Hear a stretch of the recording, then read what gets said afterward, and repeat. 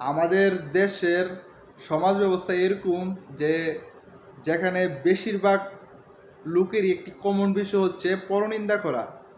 সমাজের কোনো মানুষ যদি একটু উচ্চগামী মনোভাবের হয়ে থাকে অথবা একটু আনকমন অনারেবল হয়ে থাকে, সেই মানুষটার পিছনে সেই কমন নিন্দাকারী মানুষগুলা নিন্দা করতে থাকে, হাসি ঠাট্টা করতে থাকে, টুল করতে থাকে, অথচ সেই নিন্দুকগুলার সৎ সাহস নাই যে আপনার সামনে এসে কথা বলার। যাই হোক, ওইরকম নিম্নমুখী অসুস্থ মন মানসিকতার নিন্দুকদের জন্য আমার বুক পড়া আফসুস। আর আল্লাহ পাকি ভালো জানেন আমরা কবে এরকম নিম্নমুখী অসুস্থ সমাজ ব্যবস্থা থেকে বের হয়ে আসতে পারবো।